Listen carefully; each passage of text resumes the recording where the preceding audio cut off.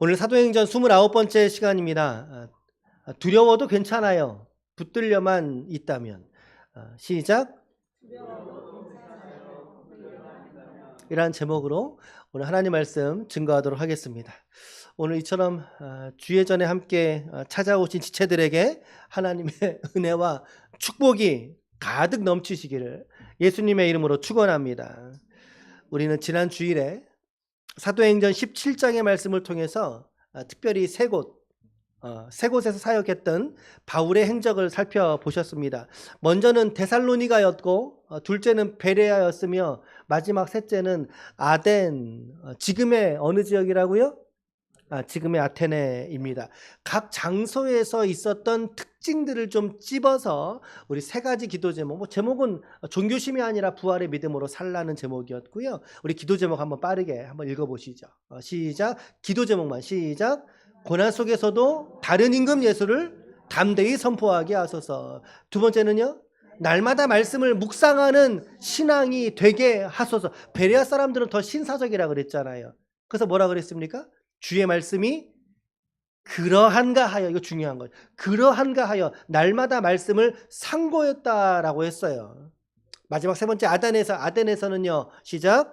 우상으로 가득한 세상 속에서 창조주 하나님을 선포하게 하옵소서. 아덴에서는 심지어 알지 못하는 신에게 드렸던 제단까지 보았단 말이에요. 이 바울이. 그러나 우리는 우상이 가득한 세상에서도 오직 창조주 하나님을 선포하며 드러내는 삶이 되시기를 축복합니다. 우리 지도 하나 보죠. 지난주 일정은 요랬단 말이에요. 기억나시죠? 간단하게 봅니다. 데살로니가 어디 있는지 보이시죠? 베레아 그 옆으로 있어요. 아덴은 베레아에서 배를 타고 그리고 아덴으로 접근했던 것 같습니다. 자, 요거 지난주 지도고요. 자, 오늘은 이제 사도행전 18장으로 연결이 됩니다. 사도행전 18장은 제가 어제 단톡에 이렇게 안내해 드렸듯이 2차 선교가 끝나고 3차 선교가 시작되는 장입니다. 오늘 여러분들이 오늘 저랑 같이 본문을 읽어가시면서 어디서 끝나고 어디서 시작됐지? 라고 하는 거를 발견하셨나요? 대부분의 사람들이 이거 발견하지 못하고 그냥 넘어갑니다. 오늘도 같이 한번 찾아보는 시간을 가질 건데 2차 선교의 후반부 내용과 3차 선교의 첫 번째 이야기를 잇는 전환점입니다. 우리가 지난 사도행전 13장 말씀드릴 때 13장도 전환점이라고 말씀을 드렸어요. 베드로에서 바울로, 유대인에게서 이방인으로, 그렇죠? 그리고 이 후반부의 중심은 바울의 이야기라는 말씀을 여러분들이 기억을 하실 것입니다. 자, 오늘 18장은 바울의 선교 여행 중에 2차 선교를 마무리하고 3차 선교가 시작되었던 지점. 자, 우리 1차 선교하고 2차 선교는요, 아주 명확하게 구분됩니다. 이거 성경을 펼쳐서 봐야죠. 자, 성경을 펼쳐보세요. 성경을 펼쳐서 보세요. 자, 1차 선교는 14장 29절에서 끝나게 됩니다. 끝나게 돼요. 다시 말하면 사도 바울이 수리아의 안디옥으로 들어가서 그곳에서 이제 머물게 되는 것으로 끝난다 이 말이에요. 그리고 15장의 제목은 뭐예요? 예루살렘의 회의, 이방인들에게 어떤 문제? 세례를 어떻게 줄 것인가? 에 관한 논의를 하려고 예루살렘에 올라갔다 내려온단 말이죠. 그래서 1차 선교와 2차 선교는요, 명확하게 구분이 돼요. 여기까지 1차. 이제부터는 준비 과정, 예루살렘 회의. 근데 2차하고 3차는 그렇지 않다는 거죠. 자, 오늘 본문 일단 먼저 28절까지인데, 문단을 나눠봅니다. 28절까지 문단 나눠봅니다. 성경책 보세요. 성경책에 오늘 문단 구문이 아주 시원하게 되어 있습니다. 자, 1절에서부터 17절까지가 소제목이 되어 있잖아요. 소제목이. 문단은 동그라미로 몇 개가 더 있긴 한데, 그런데 소제목으로 어떻게 되어 있어요? 18장 1절 위에 뭐 어떻게 되어 있습니까? 바울이 고린도에서 전도하다. 그러니까 저는 이제 고린도에서의 사역 이렇게 넣은 거예요. 자, 그 다음에 보세요. 18절에서 23절까지가 한 동그라미죠. 한 동그라미로서 성경에서 소제목은 뭐라고 소개합니까? 바울이 안디옥으로 내려가다예요. 안디옥은 어디 안디옥일까요? 맞아요. 비시디아 안디옥이 있고 수리아의 안디옥이 있잖아요. 이 수리아의 안디옥이 바로 선교 거점으로서의 교회입니다. 요거 누차 말씀을 드려서 다 아실 거예요. 마지막 세 번째 문단이 24절에서부터 28절까지가 또 한 동그라미로 문단이 다 나눠져 있어요. 뭐라고 돼 있어요? 위에 아볼로가 담대히 전도하다. 어디에서? 에베소에서. 그만 에베소에서.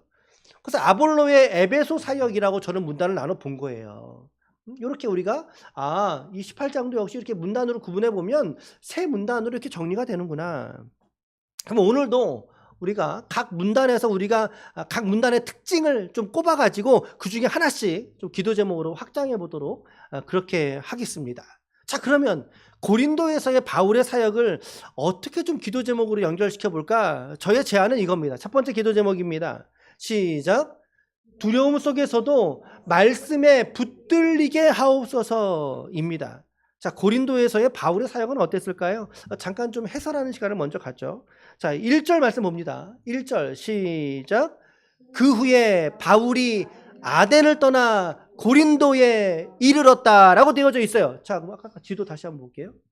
다음 지도예요. 그래요. 자, 아덴은 보이시죠? 아까 저 밑에 중에 있었던 거. 그 아덴에서 이제 고린도 지역으로 이제 옮겨갔다는 거. 저렇게 옮겨갔다. 저 겐그리아도 기억해 두세요. 지도 위치를. 자, 그런데 저 고린도에서 누구를 만나죠? 오늘 말씀에 보니까 바울의 인생에서 아주 소중한 인연을 고린도에서 갖게 됩니다. 네. 누구를 만납니까? 맞아요. 2절을 읽어봅니다. 2절 시작. 아굴라라 하는 본도에서 난 유대인 한 사람을 만나니 글라우디오가 모든 유대인을 명하여 로마에서 떠나라 한 고로 그가 그 안에 브리스길라와 함께 이달리아로부터 새로 온지라. 바울이 그들에게 감해 3절 생업이 같으므로 함께 살며 일을 하니 그 생업은 천막을 만드는 것이더라. 하나님은요, 너무나 감사한 게 바울이 가는 이 선교 거점마다 특별한 지점들마다 하나님은 아주 예비한 사람들을 하나님 만나게 해주셨다는 거 너무 기가 막히지 않습니까? 빌립보에서는 누구를 만났어요? 디모데 말고 빌립보에서 누구를 만났어요? 자주장사 누구 만났어요? 루디아 만났잖아요. 루디아의 집으로 강권하여 드렸다. 그곳이 선교 거점이었단 말이에요. 데살로니가에서는 누구를 만났어요? 우리 지난주에 말씀드렸잖아요. 야손이라는 인물을 만났어요. 그리고 오늘은 말씀해 보니까 누구를 만나요? 맞아요. 브리스길라와 아굴라 혹은 아굴라와 브리스길라. 남자가 누구예요? 아굴라. 브리스길라 누구예요? 부인이에요. 여성이에요. 요게 이름이 왔다 갔다 해요. 앞뒤로. 아마도 이제 브리스길라가 우리 귀에 익숙한 거, 입에 익숙한 표현은 브리스길라와 아굴라거든요. 여성의 이름을 먼저 언급했어요. 그 둘 중에 누구의 믿음이 조금 더 적극적이었을까요? 맞아요. 어디를 가나 신앙에 있어서는 여성이 더 열심을 가졌던 것 같아요. 이 브리스길라와 아굴라는요, 바울의 사역에 있어서 아주 핵심적인 동역자입니다. 그 근거 구절을 보여드릴게요. 로마서 16장 3절과 4절입니다. 자, 로마서 16장 3절과 4절 말씀을 같이 함께 좀 읽어보도록 하겠습니다. 시작. 너희는 그리스도 예수 안에서 나의 동역자들인 브리스길라와 아굴라에게 문안하라. 그들은 내 목숨을 위하여 자기 목까지도 내어 놓았나니 나뿐만 아니라 이방인의 모든 교회도 그들에게 감사. 그들이 누구예요? 브리스길라와 아굴라. 근데 이제 브리스가라고 표현해서 좀 줄인 표현이에요. 라고 말할 정도로 바울의 신뢰를 받았던 이 동역자들이 바로 브리스길라와 아굴라라는 거예요. 그들을 처음 만난 곳이 바로 이 고린도라고 하는 지역이에요. 고린도. 그런데 생업이 같다 그랬어요. 만났는데 하필 일이 같아요. 생업이 같다, 직업이 같다는 뜻이에요. 그 직업은 어떤 직업일까요? 천막을 만드는 일. 그래서 이거를 텐트 메이커 이렇게 표현하기도 하죠. 텐트 메이커. 바울은 지금 사역을 함에 있어서 누구의 후원을, 전폭적인 후원을 받아가지고 생활비를 누가 대주면서 하던 상황이 아니에요. 자기가 직접 벌어서 직접 벌어서 사역에 헌신했던 사람이죠. 이거를 무슨 사역이라고 표현해요? 세 글자로. 혹시 아시나요?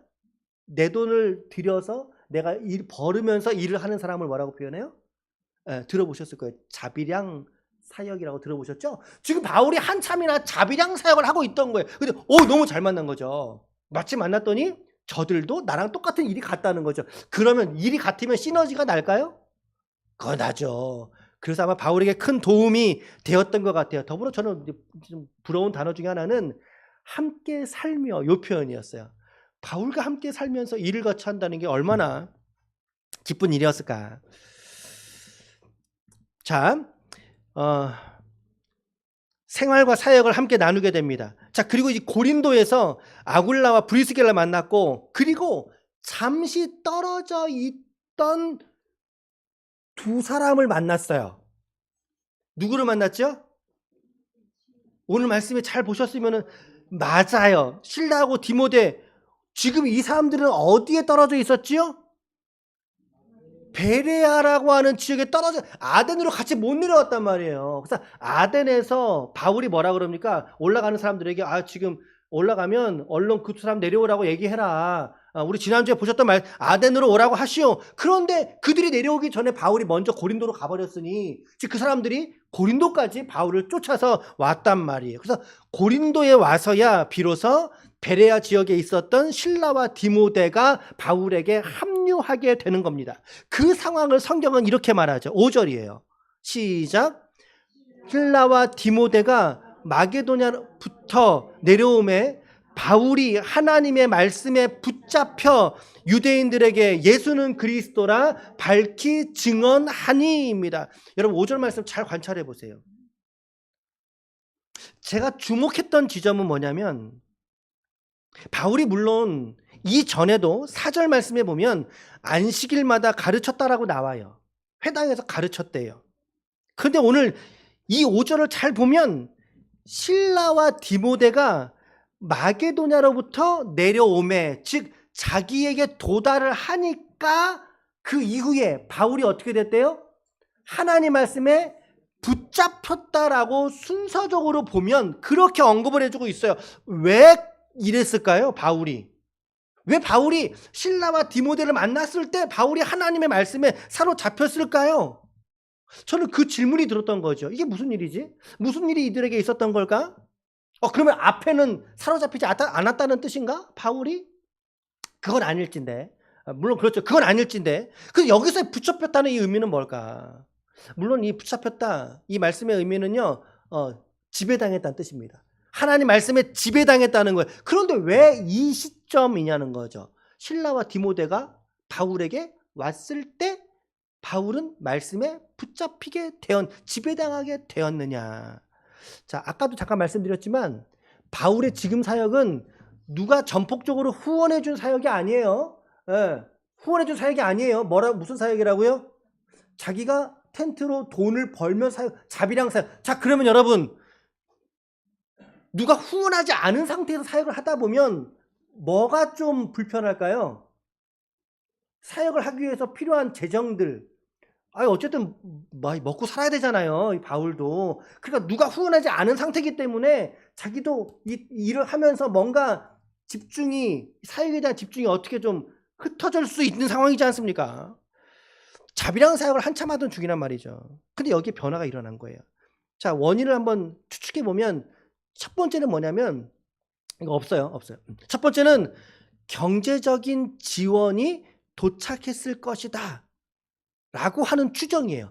경제적 지원. 이게 무슨 말이냐면 여러분들 빌립보서 말씀을 잘 보면요, 빌립보 교회가 재정을 바울에게 후원하는 장면이 나옵니다. 빌립보가 어디 있어요? 저 마게도냐 첫 성이 있잖아요. 마게도냐 첫 성. 거기서부터 지금 고린도까지 지금 왔단 말이에요. 그 빌립보에서 바울에게 선교 후원을 보냈을 것이다 이 말이에요. 자, 말씀드렸죠. 실라하고 디모데가 생각보다 늦게 왔어요. 늦게 온 이유가 뭘까요? 말씀 잘 보세요. 어디로부터 내려왔다고 돼 있어요? 마게도냐. 그 마게도냐 지역의 첫 성이 뭐라고요? 빌립보. 그렇다면 빌립보에서 왔다면 빌립보에서 다시 올라갔다가 내려왔다. 왔다면 이 여행하는 기간에 시간이 더 걸렸겠죠. 그럼 그들이 그냥 왔겠느냐는 거예요. 빌립보로부터 무언가 바울에게 내어줄 후원금을 가져왔을 가능성이 매우 크다는 거죠. 매우 크다는 거죠. 자, 그러니까는 바울에게는 어떤 부담이 덜어요? 어떤 부담이 덜죠? 그럼요. 이 생계에 대한 부담을 덜게 되죠. 그러므로 말미암아 바울이 하나님 말씀에 전적으로 천착할 수 있는 주변의 상황이 된 것이 아닌가라고 하는 거. 첫 번째. 두 번째는 뭐냐면 고린도전서 2장 말씀에 보면요. 바울이 그 편지에서 이렇게 말합니다. 고린도전서 2장 3절 말씀을 볼까요? 같이 읽습니다. 자, 요거는 바울이 에베소에 있을 때 3차 선교 중에 고린도 교회에다가 편지를, 고린도 교회가 지금 우리가 보는 이 고린도 교회예요. 이 교회 편지하면서 이렇게 회상하고 있어요. 바울의 회상신입니다. 시작. 내가 너희 가운데 거할 때에 약하고 두려워하고 심히 떨었다라고 바울이 말하고 있어요. 다시 말하면 외적으로는 바울이 담대해 보일 수 있죠. 담대해 보일 수 있어요. 그러나 내적으로는 뭐가 있었다고요? 두려움이 있었다는 거예요. 두려움이 있었다라는 거예요. 그런데 이런 바울에게 실라와 디모데를 통해서 이 사역에 대한 격려를, 그렇죠? 철을 날카롭게 한다고 성경은 말하고 있어요. 이 동역자들을 만남으로 말미암아 바울의 마음이 다시 한번 심기일전해서 부흥이 됐던 거예요. 그의 마음이. 그래서 첫 번째, 재정 후원을 받았든, 두 번째, 이들과의 만남을 통해 다시 마음에 새롭게 그가 일어났든지 간에 바울은 다시 한번 이 상황을 통해서 하나님의 말씀에 붙잡히게 되었다라고 성경이 말하고 있다는 거예요. 아멘. 더욱이 오늘 말씀의 9절과 10절을 봅시다. 사도행전 18장 9절과 10절. 자, 그 밤에 하나님이 바울에게 나타나셨는데 그에게 한 이 말씀이 고린도전서 방금 읽었던 저 말씀하고 연결돼요. 이 맥락이. 9절과 10절. 시작. 밤에 주께서 환상 가운데 바울에게 말씀하시되 두려워하지 말며 침묵하지 말아라. 내가 너와 함께 있으며 어떤 사람도 너를 대적하여 해롭게 할 자가 없을 것이니 이는 성중에 내 백성이 많음이라 하시더라. 자, 보세요. 이 말씀 안에서도 바울 안에 두려워하지 말래요. 이것은 무엇을 전제하는 표현입니까? 바울의 마음이 이미 두려움이 있었다라는 거예요. 두려움이 있다라는 거예요. 여기선 또 누가 나를 어떻게 해야 할지 모른다라는 두려움도 있을 수 있는 거예요. 그동안 계속 여러분들 보아오셨잖아요. 바울이 어떤 일이 벌어졌는지. 어떤 사람도 너를 해롭게 하지 못할 거야. 마치 이 말씀은 여호수아 1장에 하나님이 여호수아에게 하시는 말씀하고 저는 상당히 비슷하구나 라고 하는 생각이 들었습니다. 그런 분위기죠. 바울은 고린도에서 말씀에 붙잡힌 사역을 하게 됩니다. 그럼에도 불구하고 오늘 저와 여러분들도 마찬가지라는 거죠. 우리에게 두려움이나 염려가 여러분 있어요, 없어요? 여러분들의 마음 안에 두려움이라든지 염려라든지 이런 것들이 여러분들 안에 없으세요? 없으세요? 많죠. 말을 하지 못해도 우리 안에 그러한 염려들이 왜 없겠어요? 두려움이 왜 없겠어요? 그런데 오늘 말씀에서 바울은 어때요? 그 염려 속에서도 말씀에 붙들리지 않습니까? 이게 성도의 삶의 비결이라는 거예요. 비결. 제가 지난 금요일 저녁에 우리 시편 121편 말씀을 통해서 도우심의 기도, 지금 이제 시편에서 배우는 기도의 언어 시리즈 하고 있는데 제목이 뭐였냐면요. 지난 금요일 제목이 뭐였냐면 내가 불안해도 괜찮은 이유라고 하는 제목으로 말씀을 전했단 말이죠. 그 말씀이 시편 121편이었는데 한번 여러분 이 시간에 우리 같이 함께 그 말씀을 좀 읽어보았으면 좋겠어요. 시편 121편 한번 찾아서 읽을 수 있는 분은 한번 찾아보세요. 시편 121편.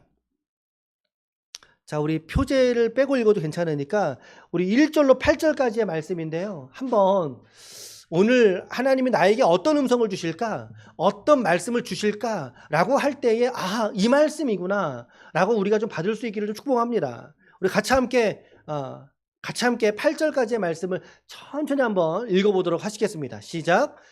내가 산을 향하여 눈을 들리라. 나의 도움이 어디서 올까? 나의 도움은 천지를 지으신 여호와에게서로다. 여호와께서 너를 실족하지 않게 하시며 너를 지키시는 이가 졸지 아니하시리로다. 이스라엘을 지키시는 이는 졸지도 아니하시고 주무시지도 아니하시리로다.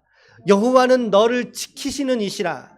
여호와께서 네 오른쪽에서 네 그늘이 되시나니 낮의 해가 너를 상하게 하지 아니하며 밤의 달도 너를 해치지 아니하리로다. 여호와께서 너를 지켜 모든 환난을 면하게 하시며 또 네 영혼을 지키시리로다. 여호와께서 너의 출입을 지금부터 영원까지 지키시리로다. 아멘. 여러분 아멘이세요? 그래서 우리가 조금 불안해도 괜찮은 거예요. 내 안에 염려가 조금 있어도 괜찮은 거예요. 내가 말씀에 붙들려 있다면. 오늘 맥락에서처럼, 오늘 바울처럼 두려움이 있다 그러잖아요. 근데 말씀에 붙들렸기 때문에 이 상황을 그가 헤쳐나갈 수 있던 건 아닙니까?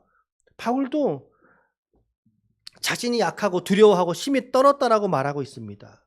결코 강한 사람이 아니라는 거죠. 오늘 우리들처럼, 지금 내 모습처럼. 그런데 한 가지가 말씀이 그를 붙들고 있으니까 끝까지 가지 않습니까? 승리하잖아요. 이게 있어야 된다는 거예요. 우리 믿는 신앙인의 삶 속에 이게 있어야 된다는 거예요. 바람이 강하게 불면요, 나무가 흔들려 버립니다.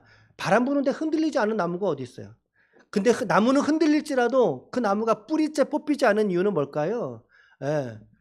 뿌리 깊게, 땅속 깊이 그의 뿌리를 내렸기 때문에 서 있는 거 아닙니까? 그 뿌리가 얕으면 바람 불면 뽑혀요. 이 뿌리가 우리 기독교 신앙에서는 무엇을 말할까요? 하나님의 말씀인 줄로 믿습니다. 우리 모두 다 겉으로 흔들릴 수 있다고요. 바울도 흔들렸어요. 바울도. 시편 121편에 이 시인도 사실은 흔들렸어요. 우리가 너무나 애송하고 있는 시편 23편의 시인도 흔들렸어요. 그렇다면 오늘 우리도 흔들릴 수 있고 두려워할 수 있다는 사실인 거죠. 그런데 뭐가 지킵니까? 뿌리가 그를 지키고 있는 거예요. 말씀이 그를 지키고 있다는 거죠. 여러분, 환경에 매이지 마십시오. 흔들립니다. 말씀에 매이십시오. 결코 뽑힐 수 없는 믿음이 될 줄로 믿습니다. 아멘, 아멘. 자, 이 고린도에서 몇 가지 사건이 더 있는데 여기서 몇 년 동안 있다 그랬습니까? 1년 6개월. 좋습니다. 머물면서 유대인의 고소를 받는 장면이 나와요. 그게 오늘 우리가 읽지 않는 본문의 내용인데 하나님이 그 유대인의 고소에서 바울을 돌봐주시죠. 그래서 말씀하셨던 것이 누구도 너를 해치지 못할 거야 라고 하셨던 것이 이루어지는 말씀이 이제 우리 읽었던 이 단락에서 후반부 단락인데 요거는 읽지 않을게요. 요건 해설하지 않겠습니다. 다루지 않을게요. 자, 요거 넘어가고요. 첫 번째 기도 제목 같이 살펴보셨고요. 고린도에서. 자, 두 번째는요. 이제 두 번째. 시작. 하나님의 뜻을 붙들고 다시 시작하게 하옵소서. 라고 여러분 기도할 수 있기를 축복합니다. 18절에서 23절까지 안디옥으로 복귀하는 장면인데요. 자, 18절 읽어보겠습니다. 이제 고린도에서의 사역이 이제 마무리가 됐어요. 마무리되고 18절 시작. 바울은 더 여러 날 머물다가 형제들과 작별하고 배 타고 수리아로 떠나갈새 브리스길라와 아굴라도 함께 하더라. 바울이 일찍이 서원이 있으므로 겐그레아에서 머리를 깎았더라. 겐그리안 아까 지도 기억나시죠? 안 볼게요. 자, 그럼 지금 바울의 일행이 지금 몇 명일까요? 자, 긴급 퀴즈. 바울의 일행이 지금 몇 명일까요? 4명? 5명? 일단 먼저 바울, 그 다음에 실라하고 디모데, 그리고 오늘 본문에 나왔던 여기 말씀 보세요. 브리스와 아굴라도 함께 갔대잖아요. 브리스길라와 아굴라. 그리고 또 방금 말씀하셨던 저자인 누가. 그러면 우리 여기 지금 6명이 배 타고 가고 있는 거예요. 근데 뭐 제 주장은 6명은 최소 인원이다. 그런 말씀 몇 번 드렸죠. 6명이 함께 움직이고 있는 상황인 거예요. 자, 1년 6개월의 고린도 사역을 마치고 이제 수리아로 떠나가지고, 수리아는 어디로 간다는 얘기예요? 그러니까 딱 떠오르셔야지. 이제 수리아 그러면 안디옥으로 이제 끝났으니까 복귀하려고, 수리아로 가려고 한다 그 말이에요. 근데 가는 도중에 겐그리아에서 잠깐 들려서 머리를 깎았더라라고 말하고 있어요. 아마 감사의 소원을 하나님께 드린 거 아닌가 싶어요. 그럼 감사의 소원이 있을 때 여러분들도 머리를 깎으시길 축복합니다. 자, 그리고 나서 19절 보세요. 자, 중간에 잠깐 머문 기착점이 있죠. 중간에 에베소인데 19절 시작. 에베소에 와서 그들을 거기 머물게 하고 자기는 회당에 들어가서 유대인과 변론. 그들은 누구일까요? 그들 중에 특별히 두 명을 꼽는다면 브리스길라와 아굴라입니다. 그 사람들을 에베소에 특별히 머물렀다는 거. 이후로 복귀할 때는 4명만 복귀하게 됩니다. 자, 지도 하나 볼까요? 자, 보이시죠? 아덴에서 고린도, 갱그리아 보이시죠? 그 다음에 중간 지점을 에베소에 잠깐 들리게 됩니다. 대부분의 사람들은 1주에서 길면 2주 정도 머물렀을 것 같다. 그러니까 아주 짧은 사이에 머물렀을 것으로 추정을 합니다. 그런데 사람들은 바울은 금방 가야 되니까 사람들은 어때요? 바울의 일행이 반갑잖아요. 그래서 더 오래 머물러 달라라고 청하죠. 그럴 때 바울이 그들에게 무엇이라고 말하죠? 21절과 22절 시작. 작별하여 이르되 만일 하나님의 뜻이면 너희에게로 돌아오리라 하고 배를 타고 에베소를 떠나 가이사랴에 상륙하여 올라가 교회의 안부를 물은 후에 안디옥으로 내려가서 너희의 하나님의 뜻이면 다시 돌아올 거야 내가. 그래서 에베소에서 바울은 몇 년 동안 사역하게 되죠? 3년입니다.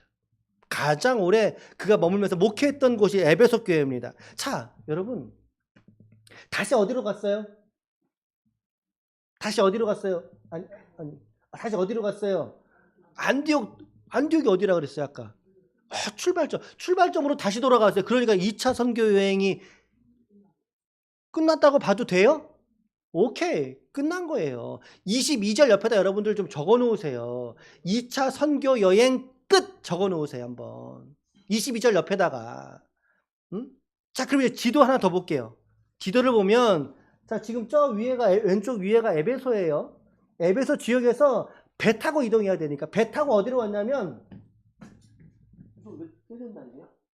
배 타고 가이사랴로 온 거죠. 항구 도시 가이사랴로 왔고 가이사랴에서 예루살렘으로 올라갔다. 왜 올라갔다는 표현을 쓴다 그랬어요? 지역이 높은 곳에 있어요. 900m 산지에 있어요.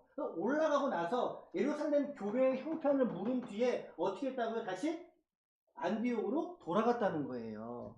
요게 아까 읽었던 마지막 22절에 대한 지도고요. 자, 그럼 이제 2차 선교가 끝났어요. 그 전체 지도 한번 보고 이제 2차 선교 정리할게요. 자, 우리 안디옥에서 출발했죠.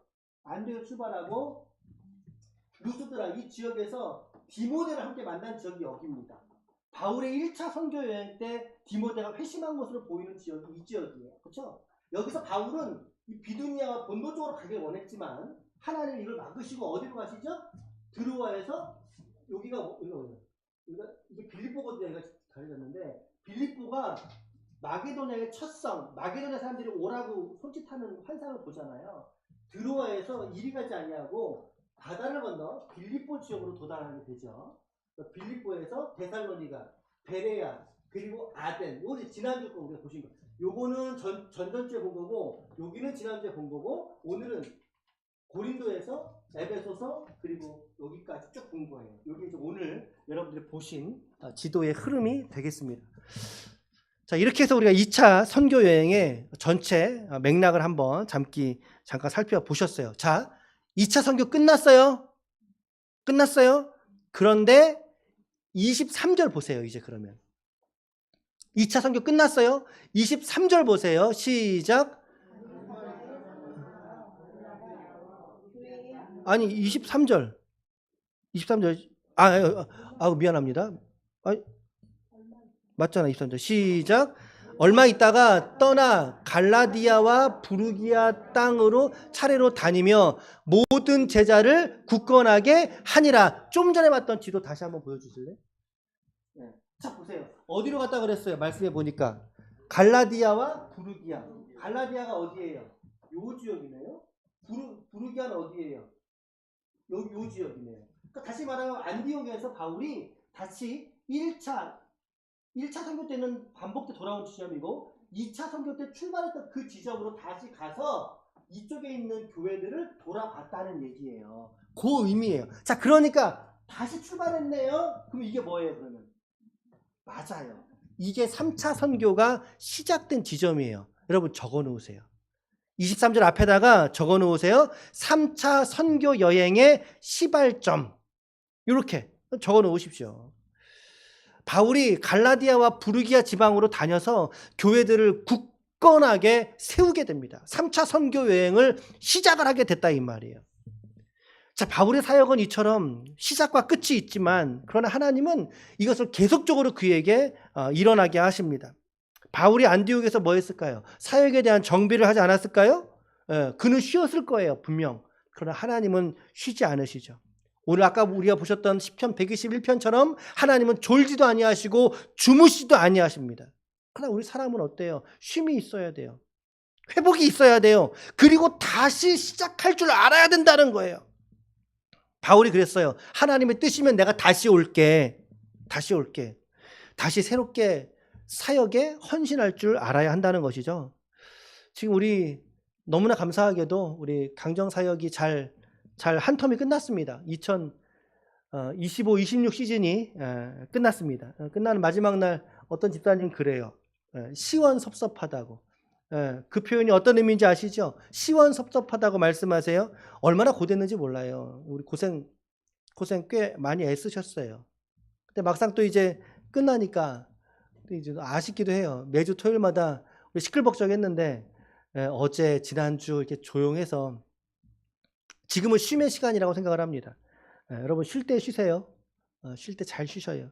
그런데 다시 시작할 때는 또다시 용기를 가지고 다시 한번 하나님 앞에 믿음으로 헌신할 수 있기를 축복합니다. 오늘 바울이 다시 시작을 했어요. 이 안디옥이 다시 새롭게 시작을 했다고요. 우리의 신앙과 헌신도 다시 새롭게 하나님의 뜻이거든 다시 시작할 수 있는 용기와 결단이 저와 여러분들에게 있기를 축복합니다. 강정만이 아니라 여러분 예배도 다시 시작하셔요. 성경 읽기도 다시 시작하셔요. 이게 하나님의 뜻이란 말이죠. 하나님의 뜻. 제가 여러분들에게 이건 하나님의 뜻입니다. 뭐 이러면서 여러분 강권한 생각이 있습니까? 저 그런 적이 없어요. 오늘 말씀을 묵상하면서 그래 우리가 다시 시작할 건 다시 시작해야지 라고 하는 생각이 들었단 말이에요. 여러분 예배도 다시 시작하십시오. 성경 읽기도 다시 시작하십시오. 그것이 하나님의 뜻입니다. 바울은 계획을 했지만 그 결정은 여전히 하나님의 손에 있는 거예요. 우리 인생도 마찬가지인 거죠. 잠언서 16장 9절 말씀은 이렇게 말합니다. 사람이 마음으로 자기의 길을 계획할지라도 그 걸음을 인도하시는 이는 여호와이시니라. 하나님이 오늘 저와 여러분들에게 다시 말씀하는 것 같지 않습니까? 영빈아 다시 시작해라. 영빈아 다시 출발해라. 어제 말씀 묵상하면서는 영빈아 다시 목회해라. 다시 시작해라. 그런 어떤 처음의 마음, 초심의 마음, 오늘 이 말씀을 저와 여러분들이 함께 들으시자는 거죠. 저의 뜻이 아니라 하나님의 뜻으로서 우리가 함께 붙잡을 수 있기를 축복합니다. 잠시 쉬었다면 다시 출발할 수 있는 용기가 있기를 바랍니다. 그리고 굳이 이거를요 어떤 신앙적 차원으로만 적용하지 않으셔도 괜찮아요. 우리의 뭐 자기개발이라든지 뭐 회사에서의 멈췄던 기한, 사업의 내용들, 독서, 운동 다 마찬가지인 거죠. 그 안에서 하나님의 인도하심을 붙들고 새롭게 시작할 줄 알아야 된다는 것입니다. 그래서 바울은 이 쉼을 갖고 나서 3차 선교 여행으로 새롭게 출발하는 모습을 우리가 관찰할 수 있습니다. 자, 3차 선교 여행을 시작을 딱 했는데 시작하자마자 성경의 관점은 그동안 계속 바울을 이렇게 비춰주고 있었거든요. 그러다가 3차 선교가 시작하니까 누구를 비춰주고 있어요? 맞아요. 아볼로를 비춰주고 있어요. 마지막 단락이잖아요. 그 단락에서의 기도 제목은 뭘까요? 시작. 열심 위에 정확함을 더하여 주옵소서입니다. 마지막 단락 24절 28절인데 24절 읽어보겠습니다. 시작. 알렉산드리아에서 난 아볼로라 하는 유대인이 에베소에 이르니 이 사람은 언변이 좋고 성경에 능통한 자라. 참 부럽더라고요. 언변이 좋대요. 말에 힘이 있대요. 그리고 성경에 능통했다고 말하고 있어요. 자, 여러분들에게 제 개인 기도 제목 말씀드릴 때 곧잘 드리는 것도 하나가 성경에 통달하기를, 능통하기를 이렇게 여러분들 말씀드리지 않습니까? 이 아볼로가 그런 사람이래요. 아볼로가. 그런데 이 아볼로가 알고 있는 세례는 오늘 말씀해 보니까 누구의 세례만 알따름이라고 말합니까? 요한의 세례. 요한을 말하는 거예요. 요한의 세례만 알따름이니라. 자, 그러면 요한의 세례 말고 또 다른 세례가 하나 더 있어요. 그게 무슨 세례일까요? 맞아요. 성령의 세례예요. 요한의 세례와 성령의 세례. 그런데 아볼로는 누구의 세례만? 요한의 세례만. 그럼 요한의 세례는 무엇을 상징할까요? 회개입니다. 그래요. 육체로 보셔도 괜찮아요. 회개입니다. 그러나 그것만 가지고는 온전한 복음은 아니잖아요. 성령의 세례까지 나아가야 되는데 아볼로는 그렇지 못했다라는 거예요. 물론 예수를 믿었어요. 예수를 그리스도로 믿었어요. 믿었기 때문에 예수를 막 증거하잖아요. 그가 지금. 그러나 오순절 임하셨던 성령의 세례까지는 온전히 알지 못하던 거예요. 이 아볼로라는 사람이. 이 아볼로가 마음이 뜨거워갖고 주님의 도를 배워서 마음이 뜨거워가지고 열심히 가르쳤어요. 사람들 열심히. 그런데 성령의 세례는 모르는 그 빈틈 하나가 있던 거죠. 빈틈. 그런데 그 빈틈을 누가 메워줍니까? 바울 말고 본문에 누가 메워줘요? 그 빈틈을 누가 메워줍니까? 브리스길라와 아굴라가 그 빈틈을 메워주잖아요. 아까 말씀드렸죠. 에베소에 바울이 일행이 올 때 에베소에 누굴 남겨뒀다? 브리스길라와 아볼로. 근데 그 에베소에 지금 누가 새로 왔어요? 아볼로가 왔다고 말하거든요. 아볼로가. 그래서 아볼로가 마침 그 자리에 아굴라와 브리스길라가 이제 한편으로 바울의 제자죠. 그들이 있던 거예요. 그들이 이뤄서 어떻게 됩니까? 26절. 26절 여러분 잘 관찰해 보세요. 26절. 시작. 그가 잠깐만요. 여기서 그는 누구죠? 그는 누구죠? 아볼로예요. 자, 아볼로 시작. 그가 회당에서 담대히 말하기 시작하거늘 브리스길라와 아굴라가 듣고 데려다가 하나님의 도를 더 정확하게 풀어서 이르더라. 저는 이 말씀 묵상하면서요. 듣고 데려다가 이 표현이 상당히 와닿았어요. 들어봤더니 좀 아닌데? 이러고 이제 그를 이러고 오라고 했다는 거예요. 중요한 건 뭡니까? 열심히 중요해요? 정확한 게 중요해요? 예, 정확한 게 중요해요. 더 정확하게 풀어서 이르더라. 여러분, 열심도 중요해요. 그런데 중요한 건, 그 열심보다 중요한 건 방향인 거죠. 온전해야 된다는 거예요. 완전해야 된다는 거예요. 성경을 읽을 때, 성경을 특히 대할 때. 더욱이 아볼로가 뛰어났다는 것은 이들의 교훈과 가르침에 순종했다는 사실입니다. 니까짓 게 뭔데 날 가르쳐? 라고 말한 게 아니잖아요. 말씀해 보니까. 어디 굴러온 돌이 박힌 돌을 빼내려고 그러느냐? 그런 스탠스가 안 읽혀요. 이 본문에서는 아굴라가 이들 부부의 가르침을 잘 수용을 해서 성령의 세례의 이해까지 도달했던 것 같아요. 그러니까 이 아굴라의 마음이 더 뜨겁죠. 온전함으로 더 뜨겁게 되는 거죠. 그래서 그가 어디로 건너가고자 원합니까? 아가야로 건너가기를 원합니다. 나 아가야로 가서. 그럼 아가야, 그럼 옆에다 여러분 적어 놓으세요. 고린도 이렇게 적어 놓으십시오. 고린도. 아마 그들 사이에 교제를 하면서 고린도 교회 이야기를 한참 했겠죠. 브리스길라와 누구야? 아굴라가 아볼로에게 고린도 교회 얘기를 한참 했겠죠. 그러다가 이 아볼로가 온전해지니까 이제 이 아볼로를 고린도 교회로 파송하게 됩니다. 말씀을 잘 읽어보세요. 성경에서 편지로 그를 영접하라고 보냈다고 성경이 나와 있어요. 파송하게 되죠. 고린도에 있던 교회 제자들에게 편지를 써서 보냈습니다. 파송을 받은 것처럼 묘사가 되고 있어요. 27절 보세요. 27절 하반절에 보면 그가 감에 그는 아볼로예요. 감에 어디로 간 거예요?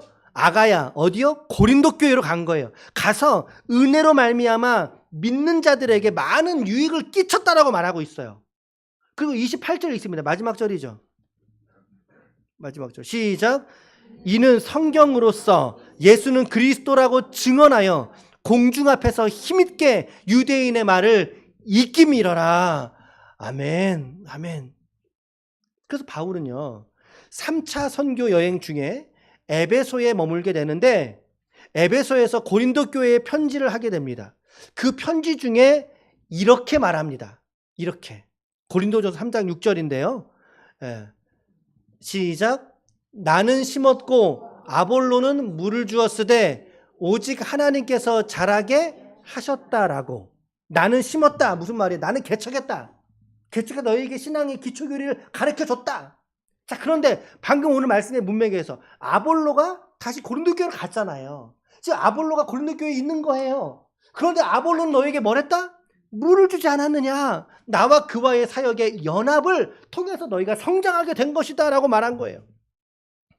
아볼로가 고린도 교회에 아주 중요한 지도자로서의 역할을 감당하게 되었다는 것입니다.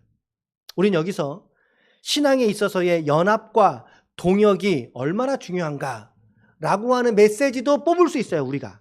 그러니까 여러분 지혜가 있으시다면 이런 메시지도 있네. 오늘 우리가 말씀을 읽어가면서 메시지가 수많이 떨어졌어요. 사실은 성경으로서 예수를 그리스도라 증언했다고 했잖아요. 그것도 얼마나 좋은 메시지예요. 일단 오늘은 근데 또 넘어가고 오늘 본문에서 제가 중요하게 다루고자 했던 것은 뭐냐면 열심보다 중요한 거는 방향성이라는 거예요. 정확한 방향으로 가야 된다는 이야기를 하고 싶은 거예요. 여러분, 한국 교회에 얼마나 많은 이단들이 있습니까? 한국에는 50명이 넘는 예수가 있어요. 예수가 거짓 예수들이. 한국교회 이단들, 여러분 생각해 보세요. 그 이단들이 신앙에 대한 열심이 있었을까요? 없었을까요? 한번 여러분 생각해 보세요. 열심이 없었으면 종교를 하나 그렇게 차리지도 않아요. 그들은 분명히 기독교 신앙으로 시작을 했어요. 열심히 있었단 말이에요. 근데 어떻게 돼요? 그들에게 뭐가 없었어요? 바른 방향이 없던 거예요. 바른 방향이. 말씀에 대한 정확한 이해가 없던 거죠. 온전한 말씀의 방향을 그들은 이해하지 못한 채로 그저 기도만 열심히 했던 거예요. 제가 지난번에 말씀드렸잖아요. 말씀 없는 기도가 가장 위험하다고. 가장 위험하다고. 말씀 없는 기도가. 기도하지 말라는 게 아니라 또 그렇게 받으시면 안 됩니다. 바르게 기도하고 온전하게 기도하는 것, 말씀 위에 선 기도가 중요한 건데, 근데 그들은 열심만 있었지 말씀이라고는 기본 토대가 없이, 이 토양이 없이, 뿌리가 없이 기도만 하다가 잘못된 영을 받은 거 아니에요. 오늘 저와 여러분도 마찬가지라는 거예요. 오늘 우리들에게 여러분들에게 열심이 있어요? 없어요? 여러분들 열심이라는 게 있어요? 없어요? 있지요. 아니 있으니까는 강정 그렇게 힘들게 12주간 해내지요. 예. 우리에게 열심이 있어요, 여러분. 우리 옆에 한번 격려합시다. 당신은 열심히 있는 자입니다. 시작. 당신은 그럼요. 여러분들 열심히 있어요. 우리는 열심히 있어요. 근데 더 중요한 것은 그 열심을 가지고 온전한 데까지 바른 방향으로 서서 나아가야 할 줄로 믿습니다. 저는 바라기를 하나님이 모세를 광야에서 준비시키셨어요. 다윗을 동굴에서 도망가는 상황, 동굴에서 준비시키셨고 아볼로를 에베소에서 준비시켜서 고린도로 보내셨어요. 정교하게 하셨죠. 그의 열심을 더 온전하게 정교하게 하셨잖아요. 하나님이 하셨듯이 오늘 우리 기쁨의 교회라고 하는 이 모판에서 여러분들이 건강하게 성장해서 온전한 그리스도의 옷을 입고 사회 속에서 선한 일을 하게 하시는 것, 이것이 저의 기도고 우리의 기도여야 할 줄로 믿습니다. 아멘. 그러려면 우리가 배움 앞에서 좀 겸손해야 된다는 거 맞죠? 배움 앞에서 겸손해야 돼요. 이 설교도 죄송해요, 완전한 설교는 아니라고 생각해요. 개인적으로 저도 배우고 자라는 과정 속에 여러분들과 함께 고민하고 애쓰는 거 아닙니까? 그러면서 저도 두려운 마음으로 설교를 쓰고 준비하고 한다고요. 마음을 써요. 여러분들도 하나님의 말씀인 성경을 바르게 잘 배우시고 묵상할 수 있기를 축복합니다. 나의 신앙의 열심 위에다가 말씀의 바른 방향과 믿음의 훈련을 통해서 우리가 살아가는 삶의 자리에서 온전한 그리스도인으로 드러나는 저와 여러분들이 되시기를 예수님의 이름으로 축원합니다. 아멘. 결론을 말씀드립니다. 올림픽 성화봉송아 다 아시죠? 지금 동계 올림픽 기간이에요. 성화봉송할 때 한 사람이 끝까지 달립니까? 아니죠. 중간중간 나눠서 쪼개서 달려요. 그렇죠? 근데 누구는 짧은 길을 달려요. 누구는 좀 먼 길을 달려요. 근데 또 누구는 오르막길을 달려요. 그렇죠? 그러니까 중요한 것은 그 성화가 단 한 번도 꺼져서는 안 된다는 것입니다. 꺼지지 않는다는 거죠. 성화의 불은 꺼지지 않지만 그러나 그 성화를 든 사람의 이 손은 매번 바뀌면서 그 성화가 뛰어가지 않습니까?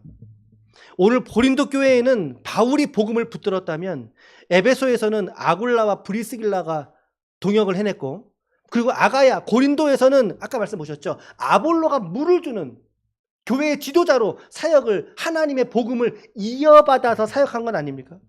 주인공은 바울이 아니에요. 아볼로가 아니에요. 주인공은요. 주인공은 누굴까요? 이렇게 말합니다. 그래, 맞아요. 하나님인데 이렇게 말합니다. 시작. 그런즉 심는 이나 물 주는 이는 아무것도 아니로되 오직 자라게 하시는 이인 하나님뿐이니라. 할렐루야. 오직 자라게 하시는 분은 하나님이신 줄로 믿습니다. 우리가 함께 주목해야 될 건 여러분 제가 아니라 하나님입니다. 하나님. 결국에 하나님이라고 하는 절대 주권은 바뀌지 않아요. 성화의 불이 꺼지지 않듯이 오늘 저와 여러분들도 이 하나님의 영광의 불을 들고 달리는 사람들이라는 거죠. 우리 각자들이 복음의 불과 말씀의 불을 들고 달리는 사람들. 그럼 우리에게 오늘 한 주간의 기도의 제목을 이렇게 정리해서 드립니다. 시작. 고린도에서의 바울의 모습을 통해서 두 번째, 하나님의 뜻을 붙들고 다시 시작하게 하오. 여러분 다시 시작하십시오. 용기를 가지십시오. 여러분. 세 번째, 열심히에 정확함, 온전함을 더하게 하시옵소서. 그래서 여러분 우리가 인생을 살다 보면 두려워도 괜찮아요. 말씀에만 붙들려 있다면 조금 흔들리고 두려움이 다가와도 괜찮아요.